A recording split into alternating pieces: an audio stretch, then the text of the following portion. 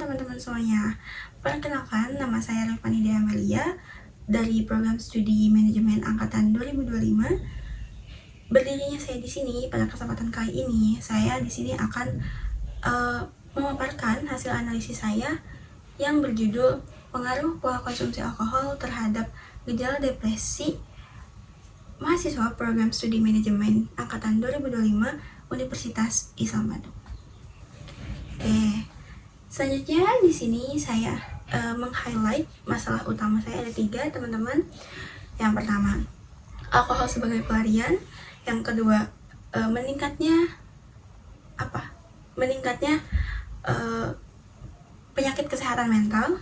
Yang ketiga, yaitu kesehatan mental di lingkungan pendidikan, gitu, teman-teman. Oke.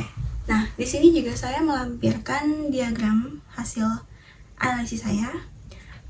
Saya juga menyebar kuesioner dengan target 30 responden. Nah, ini diagramnya, teman-teman. Bisa kita tarik kesimpulan. Yang merah ini yang tidak mengonsumsi ya, teman-teman, dan yang biru itu yang mengonsumsi. Nah, dari 30 responden ini, kita bisa simpulkan 40% ini adalah mahasiswa yang mengonsumsi alkohol, dan 60% ini adalah mahasiswa yang tidak mengonsumsi alkohol. Oke, selanjutnya saya juga melampirkan tabel, yaitu perbandingan gejala. Berdasarkan hasil penelitian saya dari menyebar kuesioner ya, teman-teman, saya mendapatkan 4 gejala, teman-teman. Yang pertama, ada gangguan tidur. Yang kedua, perasaan sedih dan hampa. Yang ketiga, ada penurunan energi. Dan yang keempat, ada kurangnya berkonsentrasi. Seperti yang kita lihat, teman-teman, antara pengguna dan non-pengguna ini presentasinya sangat jauh berbeda, teman-teman. Mengapa begitu? Karena ketika seseorang sudah mengonsumsi alkohol gitu, teman-teman, mereka tuh ketika efek alkohol ini sudah hilang, teman-teman, mereka tuh akan merasakan gejala ini semua, teman-teman. Karena mungkin alkohol ini bisa mempercepat proses tidur kita, teman-teman. Tetapi setelah bangunnya itu, kita tuh akan seperti orang gila gitu, teman-teman, kosong, hampa gitu, teman-teman. Selanjutnya di sini saya akan menjelaskan analisis medis dan fisiologis. Ini juga terbagi menjadi 3, teman-teman. Ada fase REM atau rapid eye movement, ada sleep onset, dan neurotransmitter. Nah, fase REM ini sendiri itu adalah kerusakan pola tidur seseorang yang menekan tidur mimpi secara emosional gitu, teman-teman. Nah, kalau sleep onset sendiri itu adalah proses tidur cepat tetapi tidak sehat gitu, teman-teman. Karena di dalam tubuh kita itu sudah terkontaminasi zat-zat alkohol gitu, teman-teman. Sebagian orang tuh kan menganggap alkohol tuh adalah obat untuk kita tidur cepat gitu, teman-teman. Tetapi ya, balik lagi ke poin yang nomor 1 ini, yang fase REM, rapid eye movement ini, seseorang yang mengonsumsi alkohol ini ya akan mengalami fase ini, teman-teman. Mengalami fase rapid eye movement ini, mengalami kerusakan pola tidur gitu lah, teman-teman. Nah, yang ketiga ada neurotransmitter. Neurotransmitter ini tuh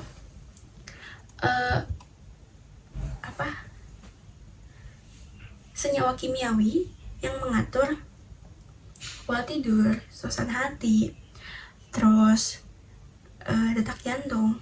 Nah, ketika seseorang yang mengonsumsi alkohol ini, neurotransmitter ini tuh akan tidak seimbang gitu, teman-teman, dengan otak kita. Akan mengalami kerusakan yang tadi gejalanya bisa gangguan tidur, perasaan hampa atau sedih, itu, teman-teman. Yang selanjutnya di sini saya akan menjelaskan analisis psikologis.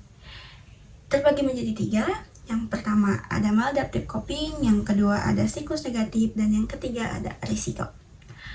Maladaptive coping ini yang sering disebut dengan avoidance. Mungkin sebagian kalian yang mendengar ini familiar gitu dengan nama avoidance. Dimana avoidance itu adalah sikap seseorang yang menghindari suatu masalah gitu teman-teman. Ketika seseorang mengalami permasalahan, entah itu permasalahan keluarga, dalam kampusnya, atau mungkin permasalahan percintaan sekalipun, orang yang mengonsumsi alkohol itu, mereka tidak akan lari untuk menyelesaikan masalah itu, tetapi mereka tuh akan lari kepada alkohol teman-teman. Mereka rasa tuh alkohol ini adalah obat penenang mereka, tetapi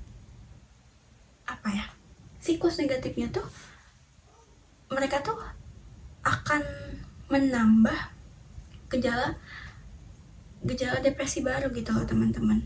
Makanya dari itu orang yang mengonsumsi alkohol ini sangat amat beresiko terkena penyakit gangguan mental gitu loh teman-teman.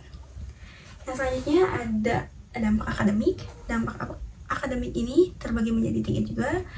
Yang pertama ada interupsi glutamat dan GABA di otak. Yang kedua ada penurunan fokus kognitif. Yang ketiga hambatan penyerapan mata pelajaran di perkuliahan.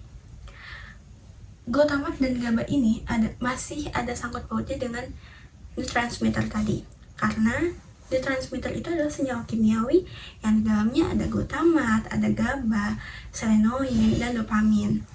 Yang tadi saya bilang, jika seseorang itu mengonsumsi alkohol, neurotransmitter ini akan mengalami kerusakan teman-teman, akan mengalami ketidakseimbangan antara senyawa kimiawi ini dengan otak kita sendiri teman-teman. Nah, ya secara tidak langsung juga akan menurunkan fokus kita gitu, karena kan otak kita dengan senyawa kimiawi itu tidak sinkron, tidak seimbang, otomatis kita akan merasakan kehilangan konsentrasi gitu loh teman-teman. Terus kenapa bisa menjadi hambatan penyerapan mata perkuliahan? Jadi gini teman-teman, yang tadi saya bilang, ketika efek alkohol ini hilang, otomatis kita tuh akan seperti orang yang kosong gitu, hampa. Otomatis ketika kita akan pergi kelas pun kita tuh gak akan sekonsentrasi itu untuk memperhatikan dosen di depan gitu loh teman-teman, karena mereka tuh sudah amat sangat terganggu gitu loh dengan adanya sisa alkohol ini teman-teman. Oke, mungkin yang terakhir di sini saya kesimpulan ini saya menyoroti 2 poin. Yang pertama, ya alkohol itu bukan menyembuhkan teman-teman, tetapi malah membawa pengaruh buruk gitu loh teman-teman. Apalagi dalam konteks penyakit mental gitu teman-teman. Yang kedua, di sini juga konsumsi alkohol dan gejala depresi ini tuh sangat-sangat amat korelasinya ya, karena yang tadi saya jelaskan, seseorang jika mengonsumsi alkohol itu, ya metabolisme dalam tubuh kita tuh udah sangat rusak, fatal gitu loh teman-teman. Mungkin sekian yang bisa saya sampaikan, semoga bisa dimengerti dan bisa bermanfaat untuk kita semua. Mohon maaf apabila masih ada kurang-kurang dalam menyampaikan materi ini. Semoga kita semua diberikan kesehatan. Wassalamualaikum warahmatullahi wabarakatuh.